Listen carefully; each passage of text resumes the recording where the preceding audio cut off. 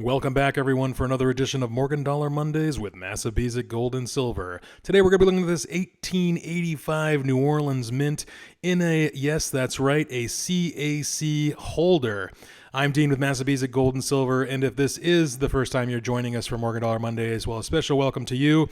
I hope you think about subscribing to our channel. And for the rest of you who keep coming back every week, thank you so much. I really appreciate it. I really appreciate your comments, likes, and your viewership, so thank you. Let's start with this 1885 New Orleans Mint in the raw. This is one of the first raw coins I actually purchased, this 85.0. I thought it was quite nice. Let's look at it outside of the plastic here. I thought it was quite nice. I thought the luster was nice. I thought everything was, quite nice with it. And it was a reasonable price. It wasn't too over the top. But it's kind of that typical 85 New Orleans Mint Morgan, in the sense that it has that flat center right above the ear. You can see it's really flat. That's not wear. That's just the strike of the coin.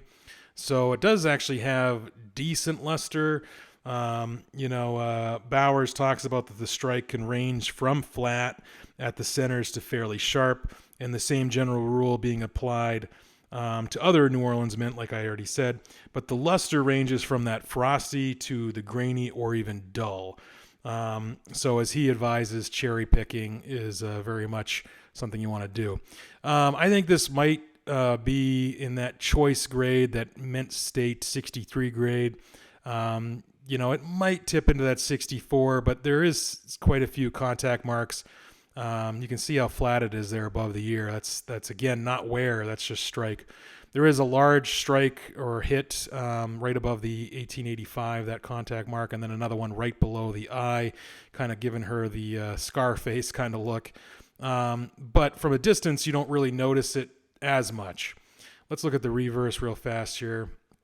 The reverse is kind of the same, a lot of little contact marks in the fields, and then here and there are some larger contact marks. You can see a large strike at a distance here just above the eagle's head. We'll get a closer look, as we get a little closer here. But the luster, again, is nice. I don't think it's the best luster. And again, this was one of my first 85 O's I purchased. You can really see that the eagle's breast, the wings, or the feather detail is pretty much non-existent. And again, that's that strike, that flat strike. So, Bowers really recommends, like he said, or like I said before, really cherry picking is advised when looking for these. And I said this before in other Morgan Dollar Mondays, I really enjoy reading David Bowers' books on silver dollars, and also Wayne Miller. He's another silver dollar great. He came a little bit before in the sense of writing about Morgan dollars and silver dollars, and then Bowers really took off with it, often quoting Wayne Miller, and of course, Van Allen and Malice as well. But Bowers is just a great read. I really enjoy his commentary on coins. So just some guys to look up if you're interested in silver dollars, not just Morgan dollars, but peace dollars, as well as the seated liberty and even trade dollars. They've written a lot of books about these.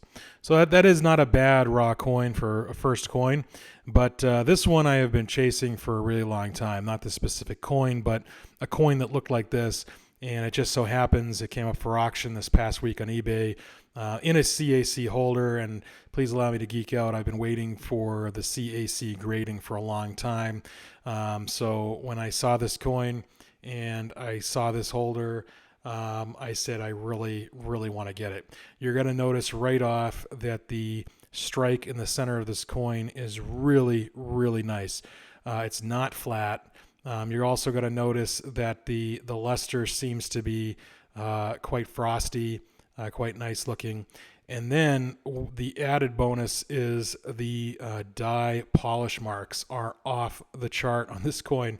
So this coin, one day, I guess, at the New Orleans Mint, they said, hey, let's go ahead and polish these dies. And it's just amazing. I've never seen... well, I shouldn't say that. I haven't seen an 85.0 with polish marks like this before. I have seen other New Orleans mint Morgans with the polish marks, but like I said, these are just really, really awesome. And I've been on the hunt for a really nice 85.0 for a long time. I actually purchased one in 2020, but it never made it to me. It was lost in the mail, which kind of stunk. But anyway, it's fine because this coin is amazing, and I'm glad I purchased it. And you can see here the cheek is completely clean, contact mark free, basically. Same with the fields. We have just little minute touches here and there. This is just a gorgeous coin. And then you'll see at different angles here, you will see the beautiful luster, but you'll also see those polish marks, which is quite amazing. Not that it adds any value. I just, I like seeing the die polish marks sometimes, especially on coins, because it just I don't know, it enhances the overall history of the coin. So you'll see these lines. They even look like scratches almost at certain angles, but those are, like I said, those are die polish marks, which is pretty neat. So this coin, like I said, is amazing. I'm so glad that I found it and purchased it. And this goes back to Bauer's point about you can see right here. I digress. You can see those lines there.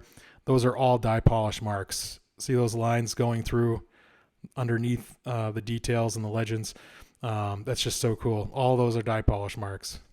That's so fun. Not die cracks like these are. This is from when they polish the dies.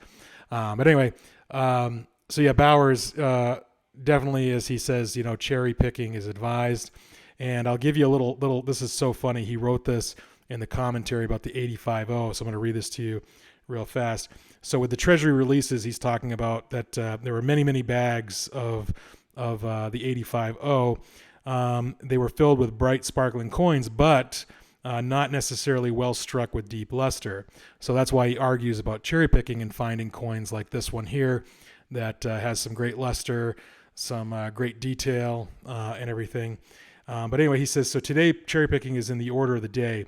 But with so many coins from which to choose, the exercise will not take much time.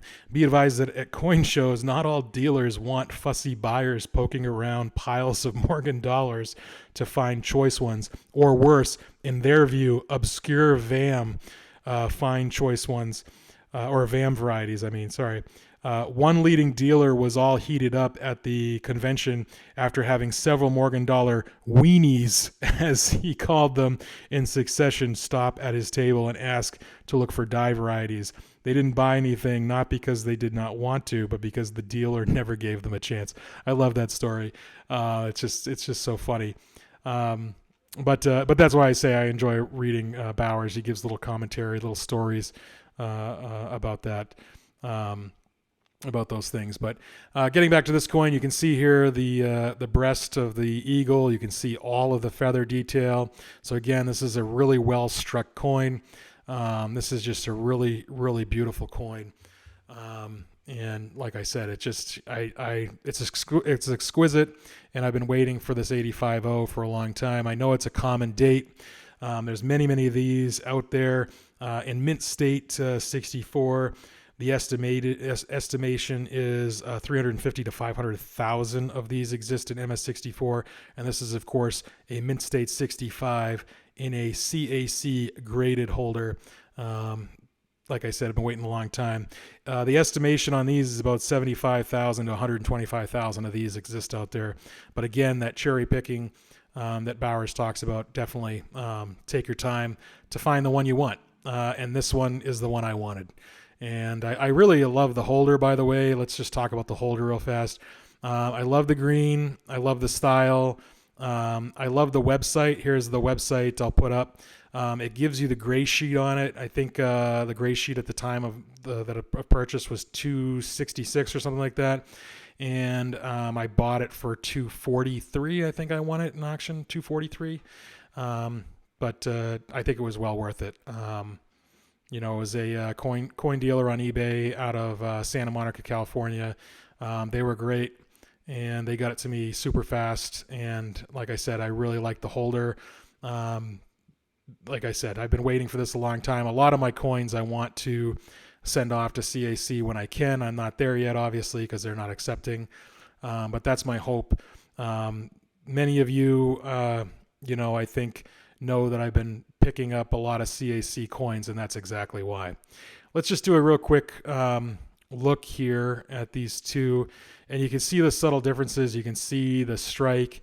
You can see how the luster is a little bit duller on the raw coin compared to the MS65, which makes sense. It is a gem state coin, but you can see it's a little bit duller. Again, I really am glad I was able to find the gem state. The raw coin, though, is a nice coin. I think the price tag on that is right around $75, maybe a little bit more, a little bit less, depending on what somebody wants to pay for a raw 850. It's probably even less than that, really, if they didn't like the look of it. But this one here, I really like to look at it. It's a great holder. Like I said, you'll be seeing more CAC graded coins on my channel here, as, like I said, I've been waiting a long time to get these. Not that the other companies aren't good.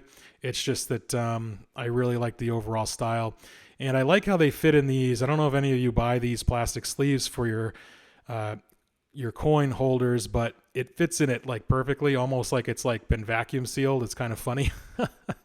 I don't know if that really matters, but anyway, I like it.